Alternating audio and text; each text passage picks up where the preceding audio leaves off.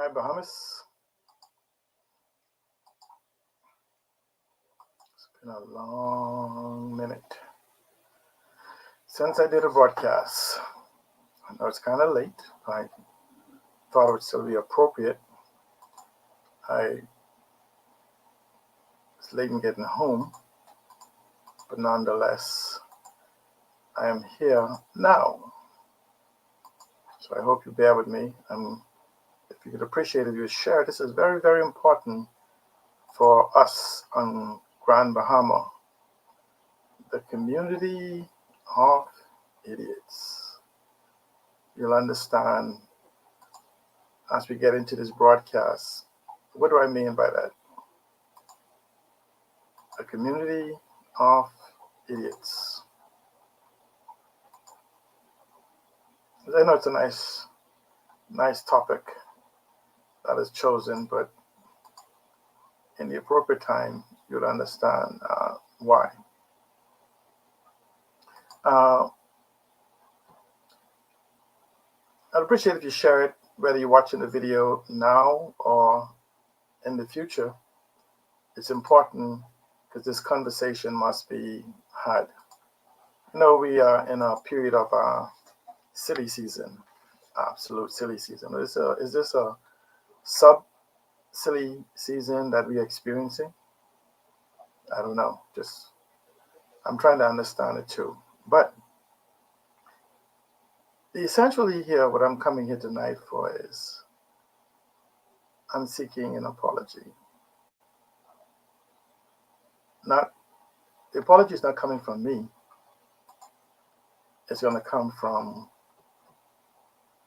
some individual or an individual in the public domain.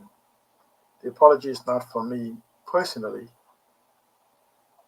It is for the community of Grand Bahama. I know a lot of you are going to ask the question. You're going to say, C. Allen, you started out saying a community of idiots. What do you mean by that? You have to ask the question that you must say to yourself, C. Allen, why would you consider us, Grand Bahama, especially West Grand Bahama and Bimini, a community of idiots? It's not me. I guess you'd be based on what you do. There's a concept. I'm hoping that you share this information, share this as we wait. I'm just sharing this to a couple of people I know that I think is important for them to watch it. So just bear with me a second while you share the video. I would appreciate it. Okay. There's a concept that I want to talk about, and it's basically, a lot of people call it the bystander effect. Okay. Now, what is the bystander effect? It's a form of apathy, and it's a social psychological theory that states an individual's likelihood of helping someone else or intervening or saying something in an emergency situation decreases as the bystanders around that environment goes up. Now, why is this a bystander effect? Because I've been one of those bystanders for the last 2 weeks. Keep thinking that someone else will help. Let me repeat that. The bystander effect is a psychological, actually it's a social psychological theory where individuals' likelihood of intervening or getting involved in a particular situation decreases as more people is watching and observing, because they keep thinking that somebody else will do something. Somebody else will say something. Many of you know me as a community, civic, social, political, environmental, religious, human rights advocate. I've been for 2 decades of being home. We've fought a tremendous amount of battles, not just here on Grand Bahama, but throughout the Bahamas on behalf of people. Those who know what I do know that I don't need the accolades of television and newspapers to know what I do. I don't do it for that. I do it because I want to. I've helped people with government services. I've helped people with navigating foreclosures. I've helped people with personal relationships. I've helped people in financial crisis. I've helped people in suffering from social impacts that fall through the social safety net, abuse, victim abuse. I've advocated for the environment. I've fought against Bahama Rock. I've fought against expansion in marijuana. I've fought against the individuals that wanted to contaminate Andres. For 20 years, you guys know me as the originator, 20 plus years ago, that brought the conversation of natural resources to the Bahamas, to the conversation. You know, I got people all the time saying they've been doing this for 25 years, 30 years. I know all of the advocates. I taught them all. Let me repeat. I have taught them all. I've expanded their knowledge on what our resources are. I told them what it is, what it could be done, how it could be utilized, and even in circumstances when I start talking about, and individuals could remember. I want people to remember this. When McDonald's was on Grand Bahama, I came home with a conversation concerning natural resources and seagrass, carbon credits. When environmentalists in this town, and I've done a show with Michelle Malcolm and two noted environmentalists who acknowledged that when I began talking about this, they are a top-notch environmentalists, and name brand environmentalists in this country, said that they thought I was a little off my rockers when I started talking about this thing about carbon credits and saving the environment and how it's all going to affect us into the future generations to come, that the imminent danger the Bahamas will face. Carbon credits. I talk about seagrass. I talk about sea marshes. I talk about the mangroves. I talk about the crystal caves, the blue holes. Did I mention aragonite? Okay, if I didn't, you know, that seems to be the limits of people in our country on salt and aragonite and now carbon credits. Well, there's about 125 natural resources in the Bahamas, and I am an advocate for the preservation and environmentally safe exploitation of them. We are going to have that conversation because I'm going to begin to broadcast regularly. First, for the next 3 weeks, I want to talk about the by-election and what is happening in our country as far as the economy goes. We are facing as an existential threat, an economic existential threat, as well as an environmental one with global warming and climate change. We're going to have a conversation on exactly what aragonite is and how it could be utilized and how it could be exploited. Don't mind the noise in the marketplace. There are plenty of midgets with megaphones. I've listened to them all. My dear friend, as close as I can, I introduce him to the advocacy arena, Kendall Colebrook. I gave him the name that most of you affectionately knew him as, KCX. I gave him that name. He gave me the name, the Great One. And those who are close to us knows exactly how close our relationship was. The only thing we didn't share was intimacy in our sexual nature or his wife or my wife or whatever y'all want to think, but that's how close we were. His family was my family was his. Rarely that we go more than a few days without speaking to each other. We were known wherever we go, from WTO to the environment, as the two assassins. We know him as the WTO assassins and everything else, because we go in prepared and double team. I miss him dearly because he was genuine. Not the make-believe, not the midgets with megaphones who claiming they did this. I got people who claim they were doing things about the environment and technology and these things before these things was discovered by people with the PhDs and studies. They have been doing things before the technology exists, but they need to authenticate who they are because they have nothing else to say. Have you heard someone explain to you exactly what aragonite is, except that we could sell it, we could dig it up, we could sell it and make plenty money, make plenty money? Yeah, you could sell your heart, you could sell your liver, you could sell your lungs, you could sell all those different things. But where would you be afterwards? Like again, I said 125 that I know about. I'm not going to mention them here so people could repeat them, but we are going to go step by step through them. That goes beyond aragonite, that goes beyond mangroves, that goes beyond carbon credits, our sea marshes, whatever it is that we want to somehow talk about. But there's a point in that because there are some people who have literally made a name for themselves incorrectly stating the exploitation of our resources. Let me say, I am absolutely for exploitation of our resources. I believe that in the immediate effect that we should establish a sovereign wealth fund. Let me just say, the sovereign wealth fund bill that was passed by I think it was Perry Gladstone Christie, garbage juice. Garbage juice. I think whatever amendment or one passed by Hubert, or maybe it was proposed by Perry Christie, but proposed by Hubert Minnis, garbage juice.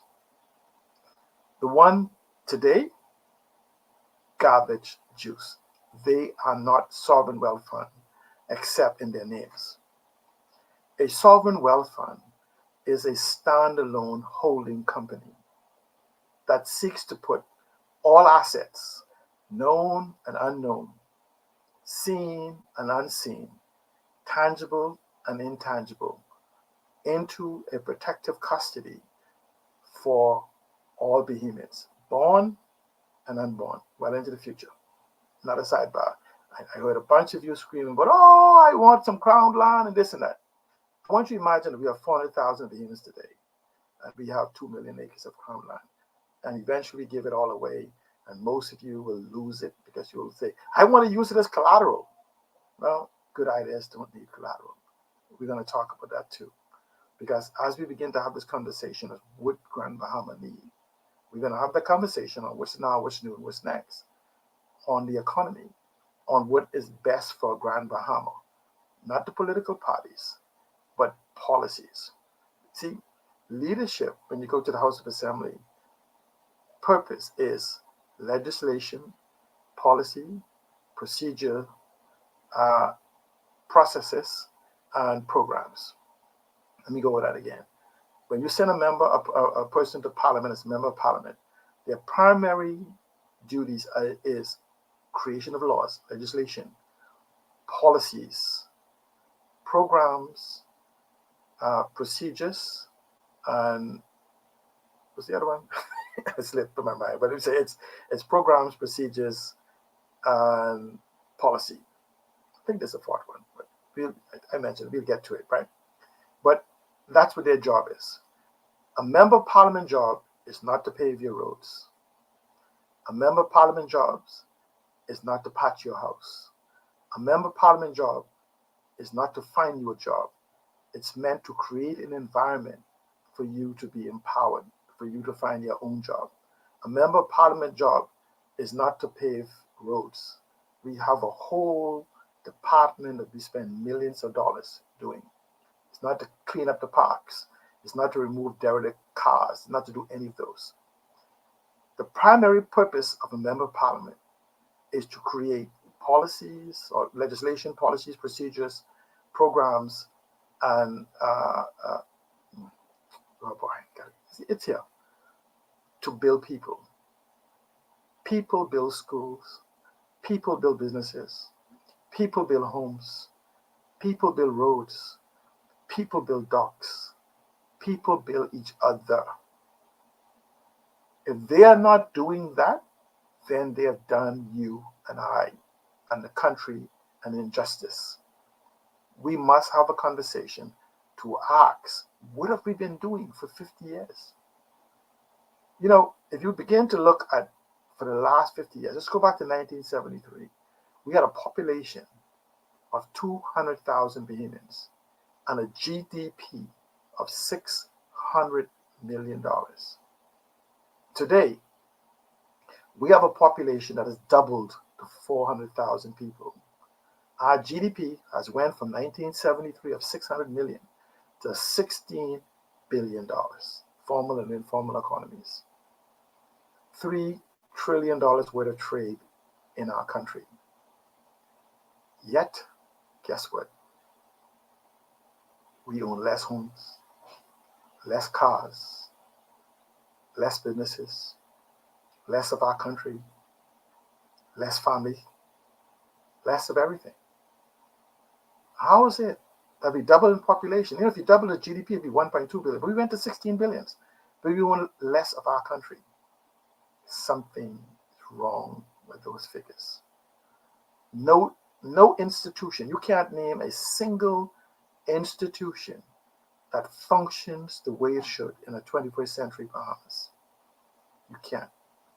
Not even national insurance. Nothing works. See, now, one of the primary reasons for that is in spite of our economic growth, we have a socialistic type government that has failed to add to or produce anything of value to grow its people. So we have not been able to build new schools. Our plantation, our education plantation, is rooted in the 20th century. We haven't really, in any pure sense, built a 21st century school. We are beginning the third decade in the 21st century, and we have yet to address 21st century principles. We are struggling with digital concepts.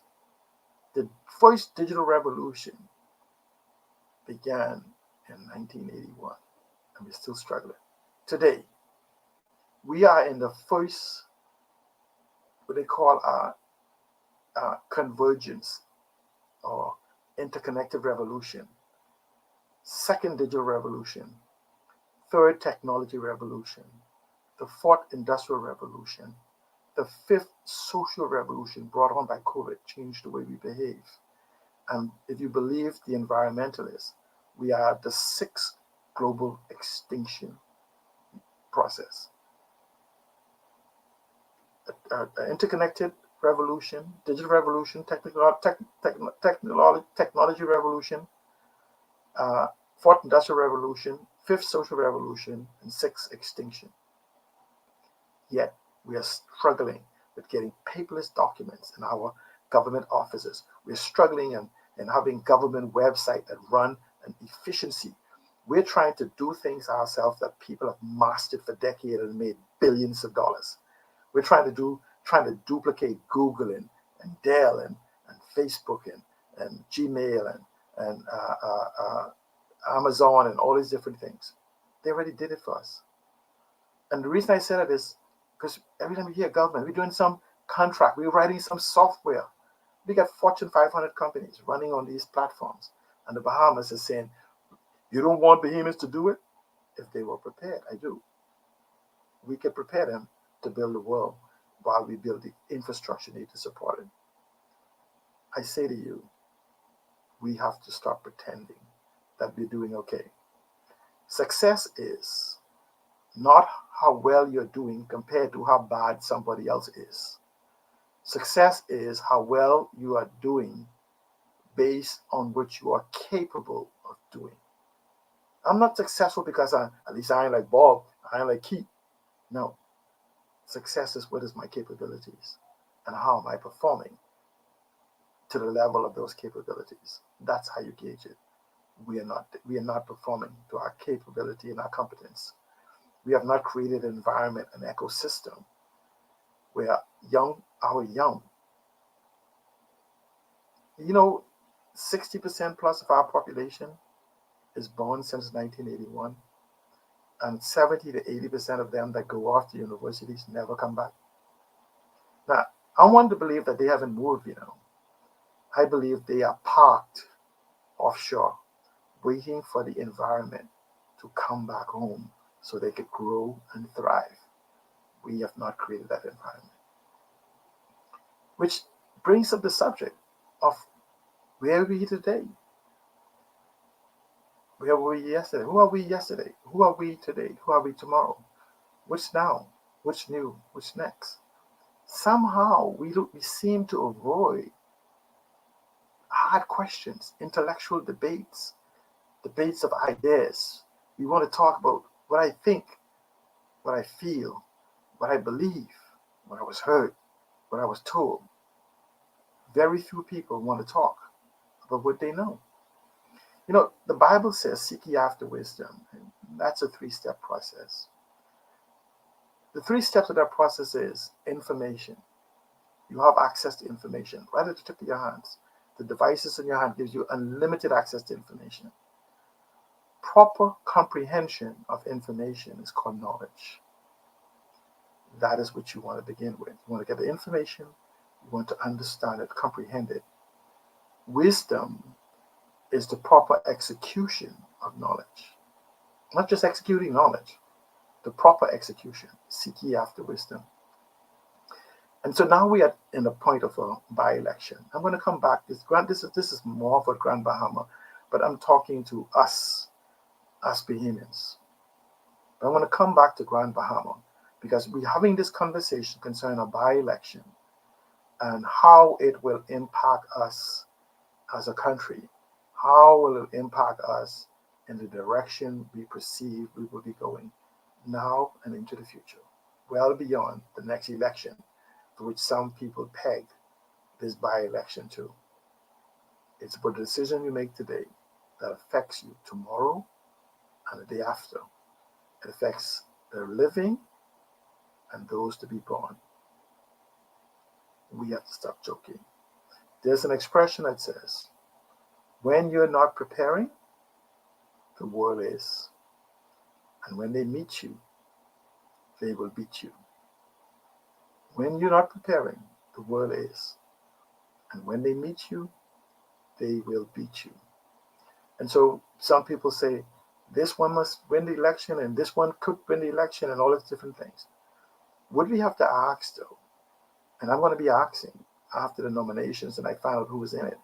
So far we have 5 potential individuals who should be competing for the seat of West Grand Bahama and Bimini. And it's not West End and Bimini, it's West Grand Bahama and Bimini. 14 polling divisions, almost 6,000 voters. It is a representative of the second largest economy in the Bahamas. It also represents the largest settlement or population of individuals outside of New Providence. It also represents, we could say that we represent 1/8 of the population of the Bahamas. But at some given time, we may have been given as much as 25% of the GDP into the coffers. We are 1/8, but given 1/4 of the GDP contribution, or the taxes contribution to the government. We can get there and we will be better. And this is the conversation that we're going to have a couple times a week going forward. Because we have to embrace 21st century concept.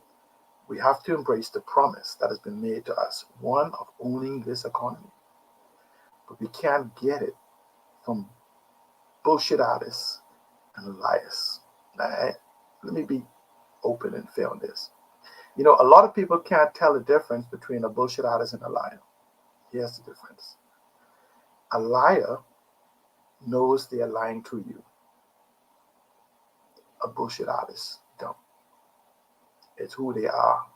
You remember you had that friend, you go to them and say, man, I twist my ankle. And they go, yeah, boy, one time I twist my ankle and it was like, oh, man. And then you say, I slept late. Boy, one time I slept so long for 2-3 days. Some of them so into the bullshit artists that you say, man, I died once. He's like, shit, I died twice. Bullshit artists. They don't know. It's just a habit. It comes a fluid part of their nature. A liar seeks to deceive you for some reason or something else. Know the difference. We have a lot of bullshit artists in this country. maybe it's time we start calling them out. They may not even know. It's just part of their nature. And so we're going to move to this conversation. As I said, I came here seeking an apology for the community of idiots. And I say that unapologetically because some people think we are a community of idiots. Let's put a little bit more definition. I want you, as I just spoke about the bullshit artists, there's another subcategory or even twin to the BS artists, the narcissists. Many of those in our leadership, or those seeking leadership, can meet the definition. You ask yourself, what is a narcissist?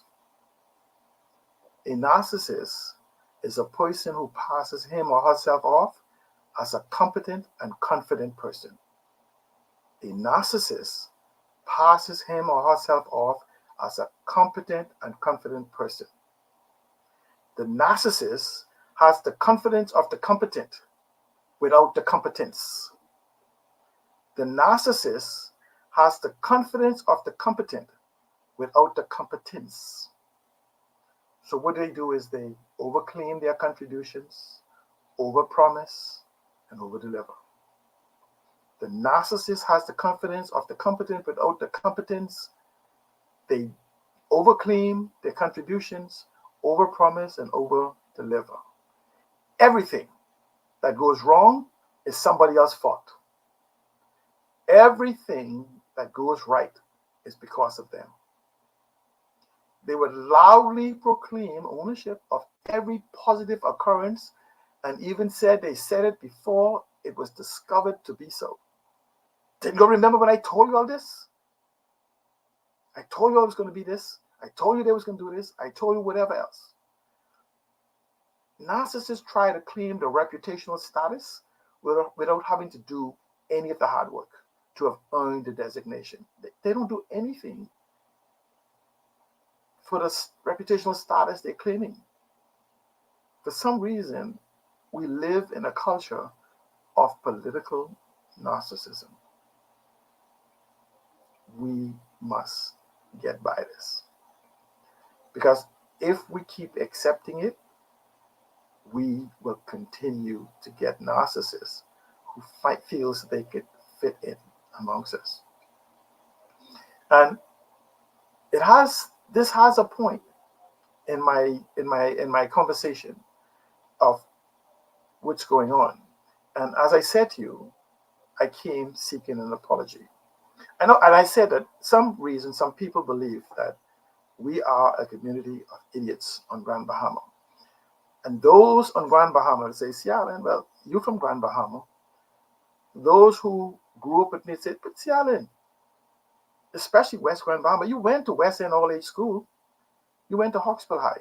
Yeah, you went off to university and the world and saw the world and everything. I mean, but Sialan, we've had a prime minister from Grand Bahama. Yes, we've had a prime minister from Grand Bahama. Mr. Hubert Alexander Ingram, unless I'm incorrect, was born on Grand Bahama in Pine Ridge. We've had a governor general from Seattle, but we've had a governor general from Grand Bahama. In Seattle, we've had a deputy prime minister from Grand Bahama. In Seattle, we've had judges and magistrates and attorneys and notable doctors, not just here, but around the world. What do you mean we are a community of idiots? I mean, Seattle, we've had sports, athletes that, regardless of the sports, basketball, male and female, and track and field, and everything else, golf, everything. What do you mean? We get talent. We have started businesses. We've owned international franchises here on Grand Bahama, Seattle. We've sat at the helm of Hutchison Whampoa Company, the shipyard, the container port. We've had hold positions in the container port. We've hold positions in banking, some of the top positions in the hotel industry.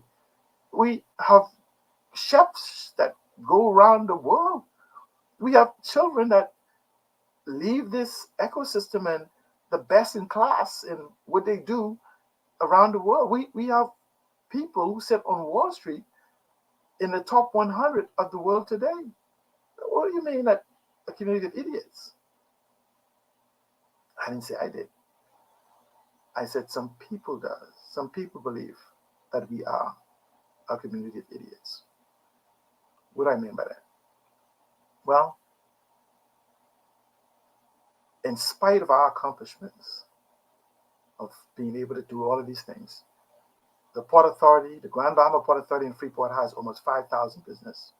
In the early years of Freeport, 10% or less were Bahamians. Today, 80%, maybe 90% of those 5,000 businesses are owned by Bahamians.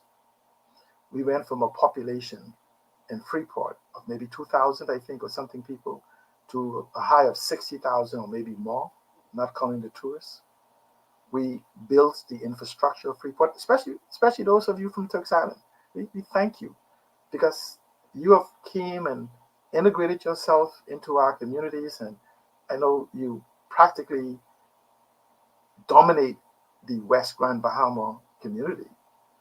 And a lot of people may not understand our history because we have failed to teach it. What is our history? What is the history of Freeport? How did it come about? How did we participate in making it what it is? It's more than the bend or break speech. It's our involvement where we're now owning the homes. I know the community of idiots now owns homes all over Grand Bahama. We own businesses all over Grand Bahama. We hold positions, not just in Grand Bahama, but all over the Bahamas. And our sister country, TCI. We've had premiers, and I think a deputy premier that grew up in the Bahamas. I mean, we have a person sitting right now in the current administration as chief security or technology officer in the United States, cyber security in the United States. We've had, I know of technicians that was involved with a computer company to release the first laptop. I was involved with IBM when the desktop, the IBM PC Junior and the precursor to the laptop, all was being developed and tested. I know Bahamians who was involved in what you guys now don't have to get off your sofa for the remote control and a host of other technological advancements. We've had Bahamians in the top of the game. Why haven't we as a country have matched that? And many of those individuals have come from Grand Bahama. We have local government, some of the top performers. We have had activists that's known around the Bahamas. But you said, but against the island, you asked for an apology. I'm asking for an apology from the Coalition of Independence, headed by Mr. Lincoln Bean, to the community that somehow they may believe it's a community of idiots. What do I mean by that? We are so stupid in this town that we didn't know there was no lights in West Grand Bahama. And the appearance of the Coalition of Independence magically had Genesis, I think it's Genesis 1:3, let there be light, and there was light. And it parted the darkness from the thing. Can you imagine that? Nobody saw the Grand Bahama trucks putting up those lights over those 2 days or week or whatever. They just, BAM! Appeared. We have local government and everyone else, and we are so stupid that we didn't even notice, or we just accepted there was potholes in the road, and we have not agitated, and we haven't even patched them in 20 years of local government. That's how stupid we are. We are so dumb, we didn't even notice. We didn't have an ambulance in West Grand Bahama. Mind you, these are all families, These are people that have sat in Grand Bahama and sat at in the head of the chamber and have businesses here and homes and world travel and world educated and running international franchises, name brand franchises all over Freeport. None of us noticed none of these things. We didn't notice the need for an ambulance. I guess we didn't even notice the need for a bridge into West End. Somebody might have done it. I don't know that we didn't notice all these things. We didn't notice that we had didn't have a government dock. But just to let you know, that government dock has been decommissioned, right? A government dock is not necessarily something the government builds. A government dock is essentially wherever the government designates. If I go and build a dock and the government agrees, it could be designated as a government dock. And there are people today that I'm well aware of have been working on a PPP to build a dock. But something that individuals who are foreign to this community may not know is that we have been in the middle of a conversation concerning a marine protected area for which they want to designate West End, the capital of Grand Bahama, so that we could have an understanding of it protecting the rights of fishermen and boaters and just people who use it just to go out, that this marine protected area protects what has existed for maybe 100 years in this community. So there's a reason why we don't have a dock in the immediate. But if you're not from this community, you don't know that. If you understand governance, and I mentioned it earlier in this, you would understand that what we don't have in our communities, not just in Grand Bahama, but across the Bahamas, is because of fiscal constraints of government, not just now, for 2 decades now. That's why we have an antiquated education system. That's why we have a medical system, a hospital system, healthcare system that is falling apart. That's why we have insufficient resources to man and protect our borders. That is why we have people that's not being paid or working at subpar pay, because we haven't built an economy. We haven't built a country. We've been jiving, we've been joking. And we got to stop putting people who jiving and joking that have no understanding of the 21st century, no understanding of the reality where we are right now that needs to grow. That's why West Grand Bahama and Bimini is important. It's about sending a message. We'll have a conversation concerning the candidates. One, Daquan Swan. One, Tennille Burrows. One, Kingsley Smith. One, Ricardo Grant. And one, Mr. Lincoln Bain. Tonight, though, Mr. Lincoln Bain, you owe West Grand Bahama an apology. You owe the local government practitioners. You owe the activists in that community, including myself. You owe the families and individuals who, based on almost like you're alluding, didn't even know that they have been suffering. Do you know that we are well aware of the suffering that they've had? Do you know when it started? No, you don't. But it makes good theatrics for you to come and showboat. I've saved y'all. I'm going to fix your roof. I'm going to employ every single one of y'all. I'm going to make sure you have a boat to go fishing. I'm going to make sure you'll have new houses and new cars and new everything. I'm going to make sure that you have a school. I'm going to make sure that you have a medical center. I'm going to expand the healthcare center. I'm going to build fire stations and police stations. By the way, there's a PPP that's being proffered to build the police station, which will make it a combination of police station, defense force station, dormitories, a fire station, and ambulatory care. I personally am aware of that being prepared to go to government. Because why? Because government don't have the resources. If you want to govern, then you need to know that which you seek to govern. It says, you cannot manage what you cannot measure, but you can't measure what you're incapable of comprehending. It sounds good to make promises.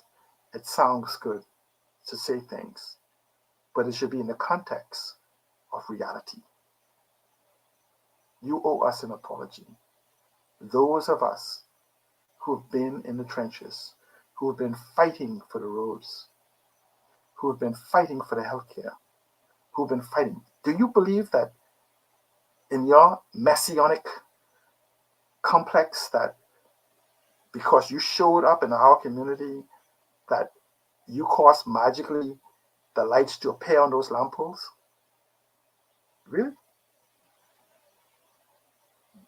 Do you believe that they patched the roads because of you? That they're actually going to open up the building that's not finished? Because one of the things you have to ask yourself, it's a political trick. I mean, you're taking credit for opening a building, or they opening the building because of you, for a building that does not most likely have the certificate of occupancy. So it's political pageantry. So you saying that you convince them that it's necessary for them to do political pageantry to make it believe that that the building is open? Nobody can move in there. It's not finished. It doesn't have certificate of occupancy. Do you know the reasons why the school has not been finished? Do you understand the contract and legal processes that's been happening? Do you understand the legal? See, for those of us the real activists in this town, the real people who are very concerned about building the Bahamas and about building Grand Bahama, and we understand it's a process of education, a process of negotiation, and it's a process of lifting the bricks one by one, building and building. We're not going to let you come in here and because you saw the tree fell and nobody saw it when it fell, you take credit for chopping it down. It did not happen that way. We know about the process because we've been agitating for the lights. We've been agitating for the snake eyes, not just in West Grand Bahama, in East Grand Bahama. The snake eyes in the road, the luminescent paint so they can see, solar lighting all the way down to West Grand Bahama. These cost money, these cost resources. Grand Bahama has been struggling since 2001, the downturn of the global economy. To understand, Grand Bahama at one time used to call it a magic city. I think we had like 20 different hotels if you look at the different names that is function. In West Grand Bahama, we had Jakarta Hotel and we had hotels in Freeport. And in fact, the Hawkesbury Creek Agreement, for those who don't know, including yourself, actually said that we were going to be a hospitality destination, not just industry, as most people like to repeat. And hospitality carried part of this economy. That's what we enjoyed. The hotels and the flights and the casinos and those type of things. And I believe that they will be back because there's a new type of leadership that is taking hold. And the conversation starts now. There's a time and a place for everything. It's a process. For those of us that's aware, we knew we would be here today. In fact, many of us said we'll be here in 2025. What accelerated that was COVID and the push for technology advancement, including what you see today, artificial intelligence, and the various different aspects of technological advancement around the world that we don't have leadership that talks about it. You said from $150,000, Mr. Bain, you said from $100,000, you're going to buy boats, you're going to fix roads, you're going to fix the lights, you're going to fix everything. Well, you could save government a whole lot of money if you do. We take $150,000 per island or per community and give it to you because the government is spending $3 billion trying to do what you could do with your parliamentary or community contribution. See, this isn't a personal attack on you because, I personally believe that the coalition is not the coalition of idiots like Mr. Fred Mitchell says. I believe that it's a community or coalition of people that are ignorant of really what is. But we will have that conversation. We will not allow Grand Bahama to be a puppy show. We are looking for leadership. Leadership that represents our ideals, that represents our ambitions, that represents our ideas, that represents our desires, personally and collectively. You may not be aware, but there has been a movement of young people on this island that has been equipping themselves by first having access to information and seeking to comprehend it so they could say they have knowledge. Like when you go off to college or university, it's not instant. It's a process they've been going through. This process they have done. They are the digital vanguards. They are the environmental vanguards. They are the future of the Bahamas. Just like the PLP is saying right now that we need a transition. These young people also understand that power isn't given. It must be taken. And they come in for it. It's not a warning or threat for leadership. This is a for knowledge, for information. Yes, let you know what's happening. We don't want a shift. We need a shift in leadership. We need leadership, though, that is honest, open, competent, and capable of leading a people, not directing them or promising them handouts and whatever else. I'm going to be doing an evaluation of the political parties, their agenda of West Grand Bahama, promises, promises, promises. They said promises are comfort for a fool, but that has to meet two requirements. A promise is a comfort for a fool, or the person making the promise considers you a fool when the promise doesn't meet two things. You must have the ability to fulfill the promise, meaning that you should be able to explain to me in complete details on how you can achieve what you said you will. Okay? What happens then is that you have one. That's one. Sorry, that's one. You must be able to do it. So a promise is a comfort to a fool when the person lacks the ability and or the intent. See, if you have no intention, even if you have the ability, you consider a person a fool that you're making the promise to. So the person making the promises must have the ability and the intent.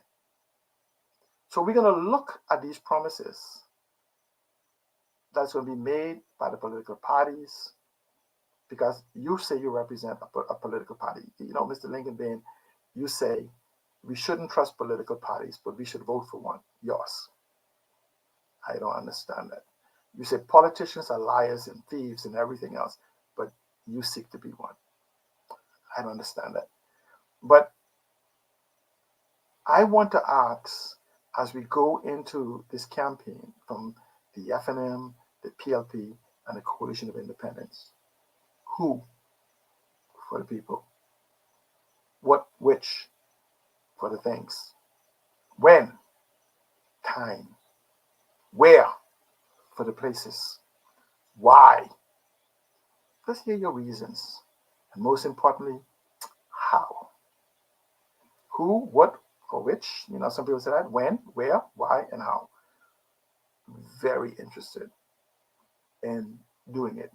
We're going to eliminate the bystander effect in this community. And I speak of community, not just West Grand Bahama, because we're interconnected. We work together. We live together. We move interchangeably between West Grand Bahama and Freeport, West End, and everywhere else. We are one family. We marry each other. We work with each other. We integrate each other. We are in Bimini. We are in TCI. In fact, because of the economic conditions, Grand Bahamians are all over the Bahamas and around the world. But we're going to build Grand Bahama because every single prime minister or aspirant since 2002 said on the campaign trail There will be no economic recovery for the Bahamas unless Grand Bahama thrives. There's no other place in the Bahamas that possess the infrastructure and capabilities that Grand Bahama do. We could absorb the entire population of New Providence on Grand Bahama in the shortest period of time and not even recognize that y'all are here. Freeport. Oh, Freeport is only 30 square miles smaller than Singapore. Singapore is 30 square miles larger than Freeport. Note I didn't say Grand Bahama, Freeport. And Freeport could fit into Grand Bahama, I think, 3 times. But Freeport is more prepared than Singapore was or is today when you take into effect the location. Yes, we've not had the proper leadership, but that leadership isn't coming. That leadership is already here on island. Unstoppable change, not just for Grand Bahama and West Grand Bahama, isn't coming. It's here. We're going to be talking about, and this is why it's important for us to choose the right leadership, because we're going to talk about digitization, we're going to talk about fractionalization, we're going to talk about tokenization, we're going to talk about securitization, and various fintech and other techniques that allows Bahamians to own their economy, not through promises, through action. No country in the world has been built through socialistic attitude. Countries are built by industries that is owned by their citizens. And so we're going to talk about the need for that. And we're going to talk about the need for immigration reform, because Grand Bahama needs it. West Grand Bahama needs it. So that should be an integral part of the conversation. Not that we're going to stop Haitians. What are we going to do to increase the intelligentsia that is needed to build a vision? Not screaming, what you need is a vision. What we got is a vision. We want to have those same W's and the H. Not just say it. We want to be able to understand it. We want the people around you to be able to explain it. We want your political party to be able to write it, right? Tell us what legislations are missing. Tell us what policies will be put in place, what programs, what procedures, what are these things that is done? Leadership can express these things, because they inspire people to buy in and to build. We're going to build Grand Bahama back. We're going to build back better with leadership. It starts now. I'm simply saying, back to it. We want an apology. All the activists, all the business people in this community that spent time, that took this city from just bushes and pine forests, working with the Hawkesbury Creek Agreement that was given to Freeport. By the way, for those of you who don't know, the Grand Bahama Port Authority is owned by Bahamians. I don't care what color they are. They are Bahamians. No ifs, ands, and buts about it. It is. We'll have that conversation concerning the Haywoods and the St. George's and what has to be done about Freeport so we can feel the effect in West Grand Bahama and West End, the capital, and by extension, Bimini, because we do have a need for housing. Going back to the 2001 global collapse, then we were hit by 3 hurricanes, including the twins in 2004, and multiple hurricanes since then. And we have never got to rebuild going back to the twin hurricanes. We still have roofs in distress. And I asked the Messiah, I know you brought us light. Where were you for the 20 years as we were thinking and adjusting and getting ourselves together to be where we are today, to be ready to take action? That we need you now to lead us into a promised land that you can't define. I'm insulted as an activist. I'm insulted for those local government practitioners who for 20 years, some of them have went on to governmental offices and senior positions in government and businesses who have done well with the little that has been given to them. You can't fix a problem unless you can define the problem. And you came in here and call us incompetent, inept, incapable, all of these things, because you had to do it for us in 2 weeks, because we sat on our butts for 2 decades and we didn't notice it. We didn't notice the deterioration of our island. We didn't even notice the deterioration of our communities, our homes, our lives, until you made it. You saw it, and you're going to fix it. You owe us an apology. The Coalition of Independence, individually and collectively, you owe us an apology. I'm disappointed with the number of people I've seen around the Coalition of Independence. They know what we have been doing in this community long before the coalition existed. In fact, the Coalition of Independence is feeding and standing on the backs of those individuals. Ask the drone operator who walks with you. We know the information about natural resources. We could explain how it can be exploited, but let me just go to that. A sovereign wealth fund takes all assets, known and unknown, seen and unseen, tangible and intangible, put it in a special fund. It does nothing else. Government doesn't have access to it. Government doesn't dictate to it, because government comes and goes, not in the sense that it continues.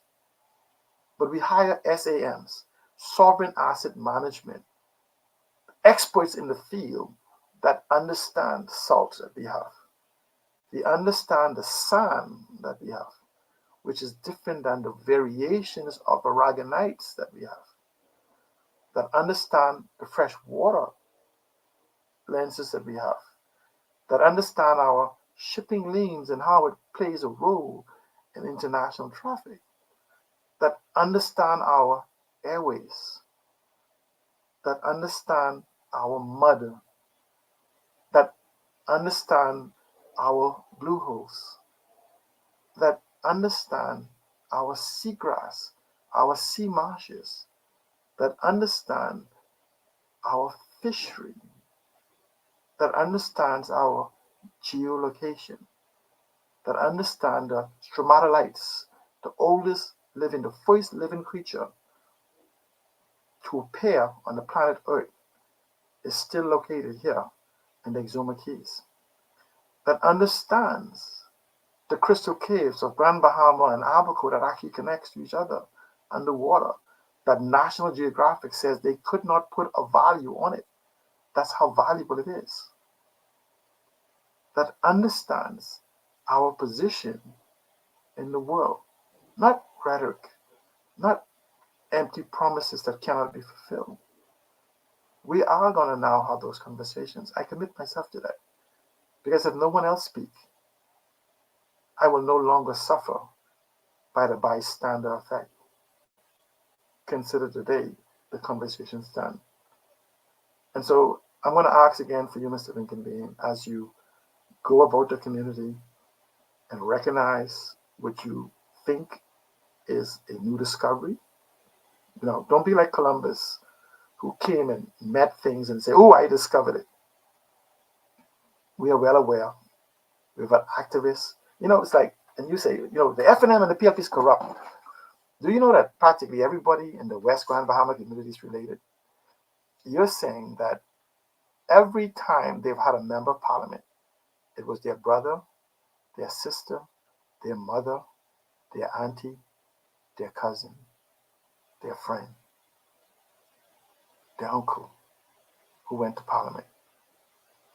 And you're saying that they're nothing but corrupt. That they were so stupid they went and give away everything. And they making millions. And they're back with us, living amongst us, you know. We have members of parliament that still live amongst us. We have a governor general that still lives amongst us. We have members of parliament, Kenneth Russell, Lindy Russell, David Wallace, Bakisha Edgecombe, Nico Grant, we help them. They still live here in this community. They were FNMs. They were PLPs. They were our brothers, our sisters, our uncles, our aunts, our cousins, our friends, our business partners. You see, for some reason you say they were FNMs and PLPs, they corrupt. Well, there's systems to understand that we could mitigate corruption and all those things, but we don't have conversations on them. Technology is one of those. We saw the use of technology in the FTX trial. I hope we could understand how powerful it is for anti-corruption, for transparency, for accountability, and all those things we've been calling for. The problem is we haven't had leadership that actually explain to people what those things really are and how they could come about. Once they understand, they can make those demands individually, and we can do so collectively of the various members of parliament. That is what leadership seeks to do. Not to dominate me, not to take care of me. Iceman, yeah, Iceman, I don't need you to take care of me. I need you to create the ecosystem. I need leadership to create the environment and get the hell out of my way. Iceman. There's plenty of men and women in this town that simply wants an environment for them, their children, and their grandchildren, born and unborn, to thrive. They want an opportunity for ownership of this economy. We've not heard that. We've heard that you're going to get some money. Just let me have one quick sidebar action. There's 225,000 workers in the country. 80% of them probably make under $30,000. You see them every day in your food store, in your fast food, in governmental office, probably 80% of them in the governmental office. You see them in the airport. You see them in customs and immigration. You see them everywhere. Let me ask you a question. If I was to give every one of them $100,000, who runs the country? See, a sovereign wealth fund doesn't work for like that. A sovereign wealth fund, and I've seen you adjust as we have spoken. I've spoken to public and I've spoken public. It's about building a country. It's about building an environment. It's not about a giveaway. As an advocate for a guaranteed basic income, which is different than a basic income or guaranteed income, you'll have that conversation on the two. It's not a outright giveaway to every single person. You get this and you get that. We want to know how. That's the important thing. How do we achieve this? Don't tell me that because Burger King makes $1 billion a year selling burgers. Well, we can make burgers because Burger King makes $1 billion a year selling burgers. Ain't no reason why we can't make $1 billion. Well, a lot of people have tried. Well, Coca-Cola makes $1 billion, so why can't we make $1 billion? Okay. Business doesn't work that way. The global economy doesn't work that way. However, we can build our country. We have the tools of the 21st century that allows us to build if we could just only get it into the hands of people. But you have to know what those tools are to explain it to others, to advocate for it. Because if we get, for an example, fintech correctly, we can build 20,000 bed and breakfasts in this town. Grand Bahama needs 20,000 bed and breakfasts to thrive and flourish based on our population now. 10,000 to break even. How do we get those built for Bahamians to qualify on the instant? I can tell you. We can talk about it. Fintech. In government, they're not there yet. Fintech, RegTech, supervisory tech, property tech, TradeFi. We need about 30 laws that needs to be modified or created to get where we are. And I can have that discussion with the best of them. If those laws are created and modified, we could build 20,000 bed and breakfasts as fast as we could get workers. 100% owned by Bahamians, 100% financed, 100% financing, regardless of age, regardless of credit. And I challenge economists. I challenge the economic officers. I challenge the economic people in this country to a public debate to say it cannot be done. It can be done. I mean, because you don't know how, don't mean it's not, doesn't mean it's impossible. It's like me saying, I don't know how a woman carries a baby, so can't help nobody can have children. You know, doesn't make sense. What I'm saying is, there are individuals in this country and outside of the country. I'm not the brightest crayon in the box, nor the sharpest pencil. But I've learned to seek first to understand before I seek to be understood. I listen, I learn, and my ambition is to become just but one of the collective intelligence of all of us. And yes, we do have a problem of isolationism internationally, but amongst ourselves. A house divided cannot stand. I see, after this by-election, not political parties. I see Bahamians, I see Grand Bahamians building back better, stronger together. Because there's those amongst us, the same ones that Mr. Lincoln Bean, we met here, that understand the issues. We understand our issues individually and collectively, and as activists, as local government practitioners, and as business people, business owners, and homeowners. We have been individually and collectively working towards a solution. And in spite of government maybe not giving us the attention we need, that has not stopped us from building. Because we don't pronounce and announce it, individually, we all building. This is why they say Grand Bahamians are resilient. We are resilient because no matter what, beyond the politics, we take care of each other. We support each other. Don't mind the red and the yellow shirt. That's just a competition, kind of like a soccer game, like on the 23rd, we'll say you win. See you next time. We ain't stupid. We ain't idiots because we decide to choose one. We choose what we feel is most convincing for us to support. We're not going to vote because somebody tell us to. I know we're stupid because if we don't choose you or this one or that one, then we must be stupid because we don't want nothing. Maybe it is. But Mr. Bean, please, you owe Grand Bahamians an apology for your position of coming here and telling us that we are a community of idiots that did not know or know how to get lights on our roads. That you, like the savior, the messianic person came in out of town, just came in and said, I showed up. And bang, darkness was separated from the light, get light. Potholes was fixed. Government buildings are going to be open. Government docks is going to be built.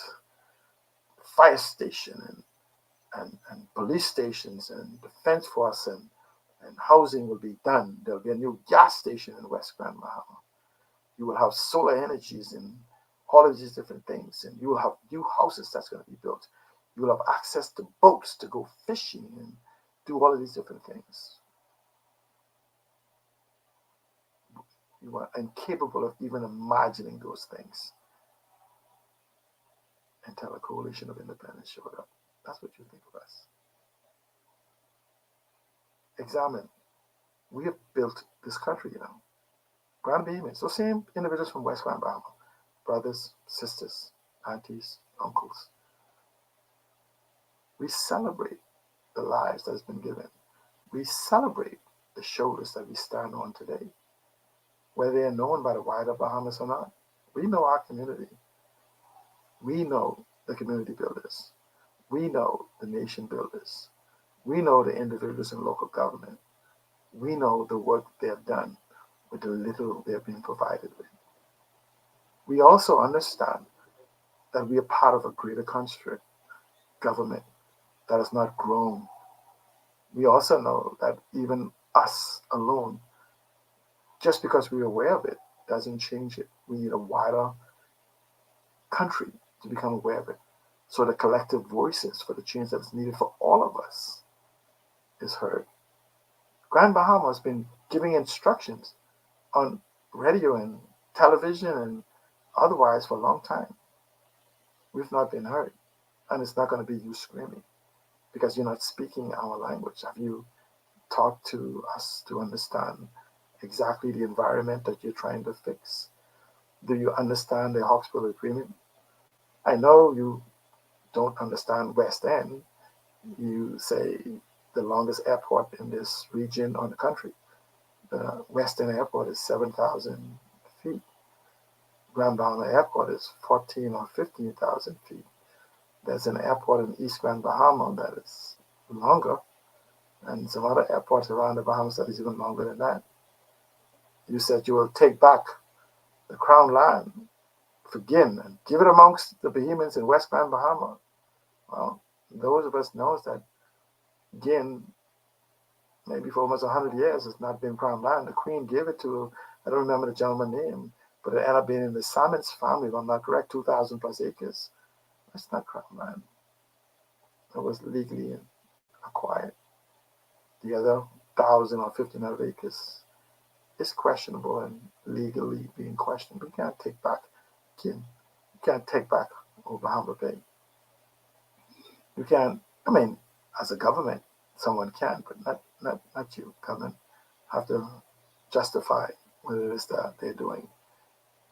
You just can't arbitrarily repeal the Hawkesbury Creek Agreement and get rid of the Grand Bahama Port Authority. You can't restore the damage that has been done to Bimini. However, we could teach environmental stewardship and have some level of restoration, but we have to know what it is we seek. We can develop free ports so that those individuals in Bimini that is living in the conditions that you may not be aware of, because Bimini hasn't grown in housing. In fact, the Bahamas is 80,000 housing units short, and we need 2,600 units per year just to stand in place. For those who are seeking leadership, they should know these things. I didn't make these up. This information is right there, available in the public. Have conversations on these things, not pies in the skies, not imaginary exploitation. But again, this is what the apology that I seek to all of the hardworking, industrious families on this island that has been working for decades to restore where we have been. We know where we've been. We know where we are. We know where we want to go to. And without that apology, soon after your nomination or whatever it is that they do tomorrow, we're going to have a conversation concerning that because I'm insulted. I'm insulted as an activist, as a community person, as a person that is actively involved in not getting a government dock and getting a multifunctional dock built in West Grand Bahama and getting a compound through a PPP that allow the defense force, the police force, housing, ambulatory care, fire station to be built. That's coming. To actually have a grid, a smart grid in West Grand Bahama and solar energy.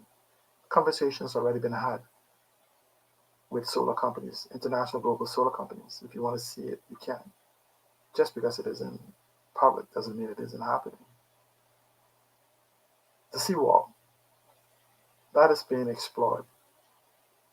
Not just talking about it, I can give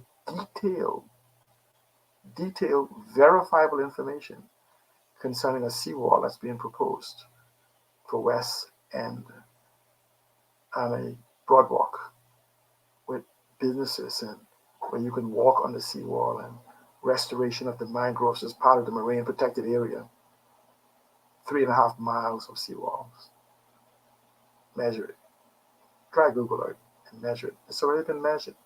The cost has already been calculated. Even how to pay for it, utilizing some unique financing so it doesn't come back to government, because the seawall can be built as part of an economic puzzle, economic solution. Because we're not thinking of dependence on government. We're thinking about building back better, stronger together. And so we're asking that, it isn't the fact that you promise, it's like you just totally attacked us. And what do we do? You don't hear the other candidates saying that we are so stupid that we didn't even know these things, that they had to do it for us. It's like you came in, I understand, showboating. Like y'all couldn't do anything. We did it for you. But we have listened to you, and you're unaware of us. You're unaware of our problems. I'm beginning to believe that the only reason you found Grand Bahama is because the pilot knew where he was going. I really do. Not with the attitude you have, not with the things you're repeating. If those individuals you have on the side of you is telling you these things, then you should dismiss them. They don't know what they're talking about. And I know them personally. They are clueless. For individuals that supposedly live here, they might be sitting under some tree that should tell you they're not actively involved in bringing about the solutions and understanding the problems in our country and our community. So how could you take advice from them? Because clearly you don't know. I remember when you were standing next to the guy and you asked him, how long that gas station been there? The gentleman that sells gas in West Grand Bahama. And he said, a couple of months. For those of us in West End, I grew up in West End. Crazy growing up. It wasn't because we were crazy. They now know because we were so smart. We were the geniuses. But it's a thin line between crazy and insanity. Maybe some of us actually cross over and come back. But that's where I grew up. At the West End Old Age School and Hawksville High School. With Chicago Line, I think he was a year or two behind me, and others from Grand Bahama. The great Gilbert Morris that we talk about, and other people. You'd be surprised. You should check out who's from Grand Bahama, who sits in the corporate world, who sits in governance, who sits in banking, and locally and internationally. We're not idiots. We're aware of what we have to do. We're also aware of our capabilities based on the environment we're in. We also understand the limits of government. And we understand that we are going to build this community with or without government. That's why we want individuals who can listen to us, not tell us what's good for us. Imagine going to the doctor, walking in the door, suffering from a headache, and he tells the nurse to just take out that, prep him for an appendix removal. Hold on, doc. I just have a migraine headache. What do you mean an appendix removal? Oh, I didn't talk to you. I didn't understand what your problem was. Sorry. Talk to us. The Coalition of Independence and Lincoln Being apologize to the individuals who have been agitating for those lights, who have been agitating for those snake guys in the roads, who have been agitating for the fluorescent lighting going down to West End and Grand Bahama, who have been agitating for home repairs, who have been agitating for garbage removal and more parks, who have been asking how could we build community centers, how could we exploit the new 1 gigawatt fiber system that's in all of West Grand Bahama and the south side of Grand Bahama. Yes, we are the most digitally wired, 1 gigabyte to the premises in West Grand Bahama right now, to every home, to every business. Do we have leadership that understand what that is? Do we have leadership to understand the digital entrepreneurship that put dozens, if not hundreds of individuals into businesses today, utilizing the device in their hand? Do they understand the orange economy, as they so often reference, that Ms. Tennille Burroughs, I'm sure she should mention this on her trail. She lives it. The orange economy. Are they aware of the green economy and the role it plays in Grand Bahama? The impact of Hurricane Ali? Are they aware of the aquamarine economy? that's designed by one Eden Mary Johnson, and I must brag, my wife. Are they aware of the ocean economy, the impact on how we could get involved, the climate economy? Are they aware of the carbon economy? We hear people throw these words around. We're looking now for leadership who can break it down, tell us the ecosystem, tell us how it could be built.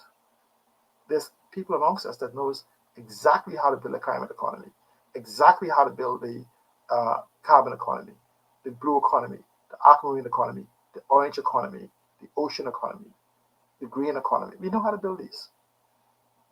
We just need the ecosystem. We just need the regulations. We just need the legislations.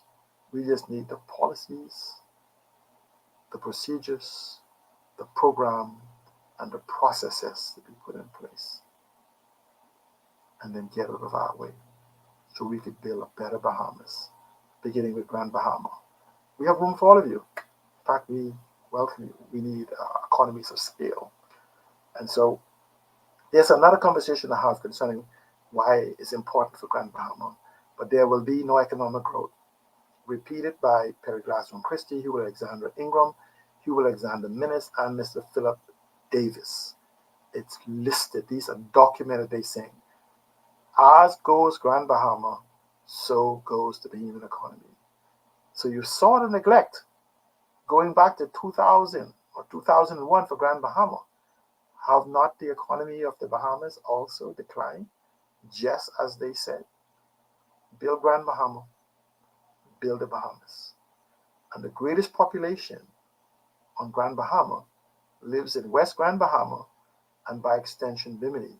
Oh yeah, and you guys over there in TCI too, we gonna count y'all. And one day I'm gonna come back and annex y'all because y'all gonna want to be part of this new Bahamas. My good friend and former co-host, the Deputy Prime Minister, Minister of Finance, Mr. E.J. Sanders. We appreciate it. I admire what y'all are doing there, the order, the organization, and the structure that you bring in. We're going to outcompete you and outperform you. We look forward to competing in a friendly way. Cooperation, we can enhance you and you're going to enhance us. But I thank you guys for listening to my rant. And I hope you share this with Mr. Lincoln Bean and the Coalition of Independents and tell them they owe activists, advocates, business leaders, and local government practitioners on Grand Bahama an apology for the alluding to us being community of idiots, another group of COI. We're not. We're aware of who we are. We're aware of the problems we have. And we also know that government is not our solution. We are. We also know that we are government. Government is not something that exists without us. We are government. We also know that as soon as this charade and pageantry is over, regardless who wins, we're going to take our island back. Long after you and the others and whoever lose, it's only going to be one winner. Actually going to be two, because we're going to win as an island. We will win as an island. Because whoever wins, it's not going to be a party out here. Because in 3 years, we will purge them all. But after I hear the plans and being able to question the competency of it, don't have to come directly from the candidates, because the candidates will not act in isolations. That candidate is not going to change Grand Bahama. Legislation, policy, programs, procedures, and I'm going to write the fourth one again, and regulations, and the other 4P. It's always 4P. I always remember it, but somehow I had a long day. I've been tired. Thank you all for listening in. I promise you, we'll have a conversation beyond politics. Maybe once or twice a week, we'll have one to talk about politics. That's the current subject. But I want you now to like my page, follow me. You'll find all my other platforms at alanCjohnson.com. I will update them. Follow me on Twitter, follow me on Facebook, follow me on TikTok, follow me on Instagram, Follow me on Pinterest. Follow me wherever I am. You have questions, I invite you. Alan, can you explain this? Can you explain exactly what tokenization is?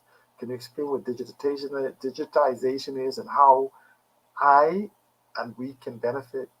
Can you explain the new economic models? Can you explain what the blue, the green, the orange, the aquamarine economy is? Can you explain all of these different things? I'd be happy to. Not just through myself, but also by inviting experts. If you want to appear and have a conversation with me concerning the need for energy security in this country, because again, that's a whole subject of ourselves. Not the stuff that's been running around being said. Not this stuff of, oh, we just gonna buy solar panels and all that stuff. That's pure garbage. Garbage juice. It's garbage juice. We need an organized pathway into the future. We need a 1-year plan, a 5-year plan, a 10-year plan, a 100-year plan. And every January 1st, we need a 1-year plan, a 5-year plan, a 10-year plan, and a 100-year plan, and be adjusted every January. We will never go a year without having a 1-year plan, a 5-year plan, a 20-year plan, and a 100-year plan. Every year we have those because we adjust, pause, see where we are, see where we progress, and where to be. We're going to have conversations on inclusivity. We're going to have a conversation on equity. Now, this equality garbage they're talking about. See, equality is, if I have $1 million and you have $10, you say, let's give Cialing another $1 million and give you another $1 million. So now I have two, and you know where equity is, we give you what you need. This equality thing, we have a conversation between equity and equality. We're going to have a conversation in context, not of emotionalism, not in politics, as a unified country. That's my commitment to you. We'll have a conversation about business. How do you start a business in a new global environment without borders? The borders have been torn down. We can have a conversation on the policy we need for immigration, why we need to limit unskilled workers, limit the number of individuals that is granted entry into our country, and we're going to have a limit on citizenship. Citizenship should not be a gift. Do you know the only difference between a residency and a citizenship and a citizen is the right to vote?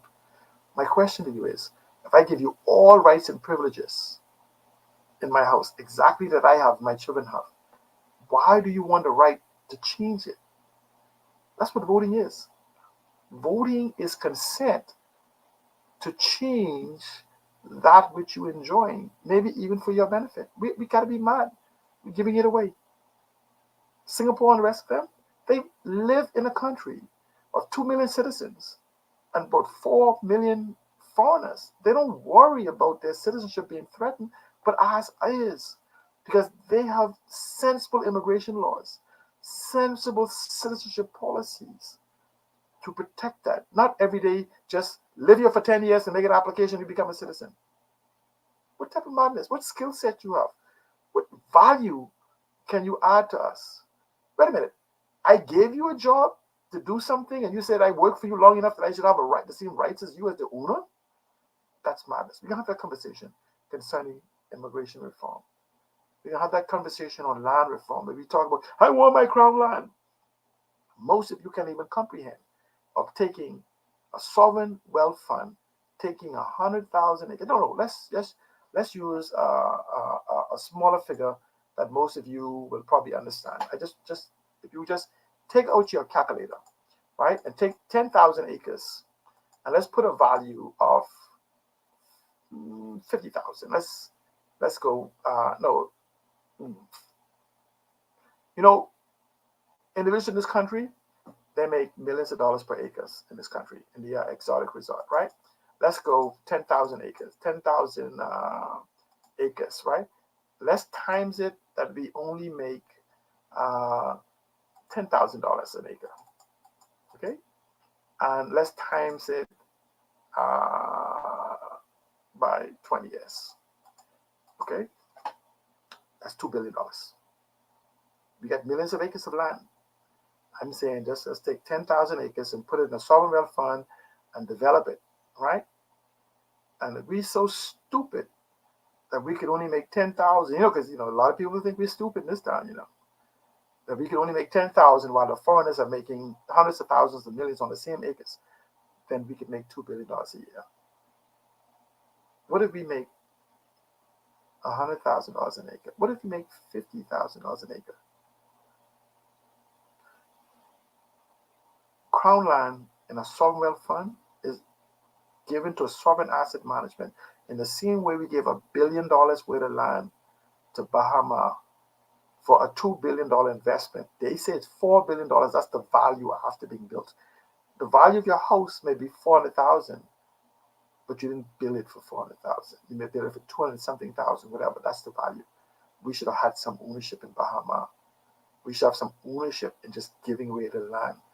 They can't build what they have without us. Why are we just giving it away for jobs?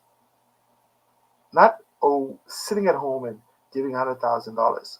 We're gonna have a conversation on economic empowerment of ownership and participation in our economy directed. How do you own a bed and breakfast with no money down and it pays for itself? How do you build a bed and breakfast along with your home and the bed and breakfast pays for it? Let's use an example, right? I want you to take $300,000. This is, just off my head, a house, right? A nice 3-bedroom, 2-bath, with a 1-bedroom, 1-bath in your yard or attached to your house. That only needs to be about 600 square feet. Because understand, visitors don't come here to live in an apartment. They live in hotel rooms that are 150, 200 square feet, 300 square feet. I just want you to imagine that you are maybe having a 500 square feet place in your yard with a kitchen and a living room and a dining room and a bedroom and a Murphy bed that they can sleep, another 2 individuals. And let's pretend that you're getting $100 a day for it. And you only rent by the week, 5 days or more. So technically speaking, at 70% occupancy, I think that should be about $30,000 a year you make. Okay. What's the mortgage on a $300,000 house that already include that and built environmentally sound, like a passive home, so that it doesn't. And you put it at $4,000.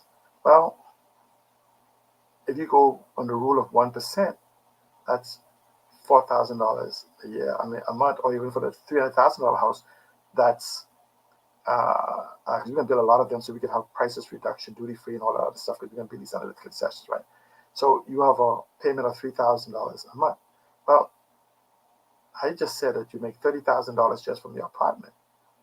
So even if because it's passive home and it costs you another $1,000 a month for utilities, so you have a $3,000 mortgage and a $1,000 payment, but you're making $30,000 from your unit, then it costs you under $1,000 for all of your bills to live in that house, under $1,000 a month, because the house pays for itself.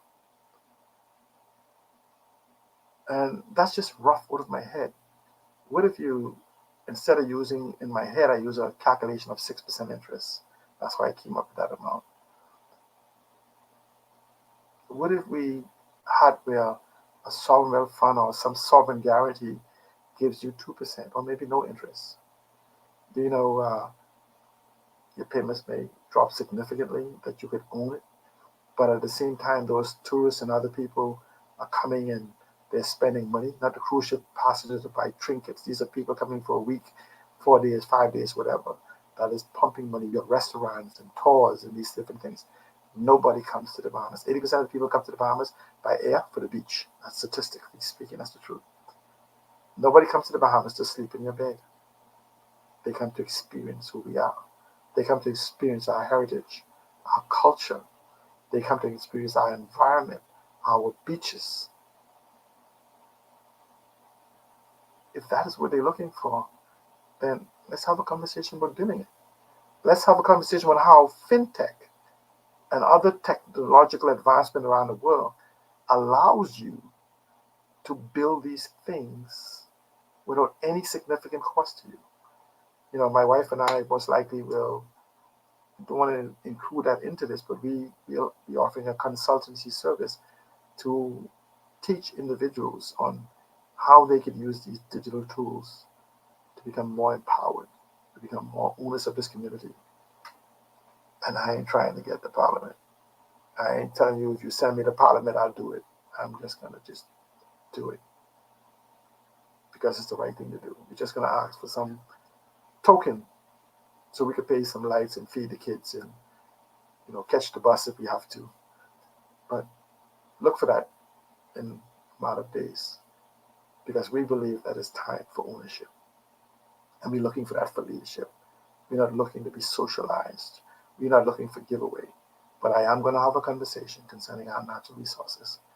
I know them all, or most of them. I know what they are. I know where they are. I know what they're used for. I know the quantity we have. I know the environment for which they can be sustained in the billions now. Our natural resources is in the trillions. And I'm not just saying it. I can authenticate it. I'm not like the other people who just say, just believe me, just believe me, just believe me. No. I have to die empty, meaning that others have to know where it is, what it is, why it is, and how to exploit it. I mean, I've made arrangements for people that know. They're just not running around trying to be prime minister. They're aware of what they are. I appreciate them. Like KCX, he knew more than he spoke, But in our conversation, I taught him to be very guarded, because there will always be narcissists and other people who will seek to exploit it, who will exploit the ignorance of others. Now, ignorance is not something that's be ashamed of. Ignorance can be cured. Idiots and stupid people you gotta be afraid of. That's why I take it as an insult when somebody considers me a community of idiots. Let me end and giving you this story. Ignorant people, you provide them information, they're cured. Thank you for that information I didn't know. So you go to an ignorant person and says, if you put your hand in that hole, you will lose it. The ignorant person says, thank you so much for telling me that. I don't want to lose a hand. The stupid person puts one hand in anyway and loses the hand. And you go, oh man, I should have listened to you. So all the 200 people are those that was once ignorant. All the stupid people are the one-hand people. Guess what the idiot is? The idiot is the one who put the other hand in the hole just to make sure he was right. So when you see the no-hand guys, stay away from them. They are the community of idiots, not us. Lincoln Bain, you and the Coalition of Independence owe us hard-working activists, business people, community leaders, and everything an apology. You didn't come here as our Messiah. You didn't save us from darkness. Darkness was not upon the earth and the void of West Grand Bahama before you reach. That place was being built way before you reach here, a decade now. The school, we know why. We know the contracts. We know who's involved with the contracts, and we know how it came there. We also are aware of systems to make sure that it never happens again. But we don't have that conversation because we have midgets with megaphones screaming so loud through those megaphones that those of us that know cannot be heard. Bahamians, let's take the megaphones away from the midgets and let's have a conversation. How do we build back Grand Bahama? Beginning in the West, Grand Bahama, with the leadership we're about to get. How do we build back better, stronger, together? Thank you so much for joining me. Follow me, like I said, on my pages, and we will build back better. We will have a better Bahamas by taking our rightful place in the leadership of the country rather than leaving it to 39 individuals and 16 other individuals in the upper house, 39 in the House of Assembly and 16 in the upper house, to make the decision that we should be making collectively. They should be representative of the collective intelligence of all of us, rather than some slanted ideology for which they could not explain to you without the paper in the front of them. Thank you once again for joining me, and I look forward to basically having a conversation. You can welcome me back because we're going to have real talk, real conversations, and I invite your answers. Oh, my telephone contacts through WhatsApp is 825-9700, 242-825-9700. 9700. I'll see if I can edit the bottom of this and put that in there. WhatsApp me, reach out to me, ask my questions. My email is c.allen, ALLEN, .johnson at outlook.com. c.allen.johnson at outlook.com. I'm available to talk to churches. I'm available to talk to community groups. I am extremely available to talk to youth groups. Okay, youth group goes up to 25 or 35. Doesn't matter. I just want to talk to people. It's time for you to be educated and informed. 825-9700, c.allen.johnson at outlook.com. Find me on all of my social media platforms at allencjohnson.com, ALLENCJOHNSON.com. And remember, I am of the Knolls from Long Island, the Johnson from the Berry Islands, I guess by virtue of Eleuthera, the Umbrister, and the Hebburns of Cat Island. See, I'm already part of that collective intelligence. Thank you once again for joining me. See you very soon. And please, Lincoln Bean Coalition of Independence, you could keep your campaign going. Tell us the hows and all that stuff. But stop insulting us. Apologize and then stop insulting us. And if you want to know about West Grand Bahama, talk to us that knows. Thank you so much for joining me again tonight.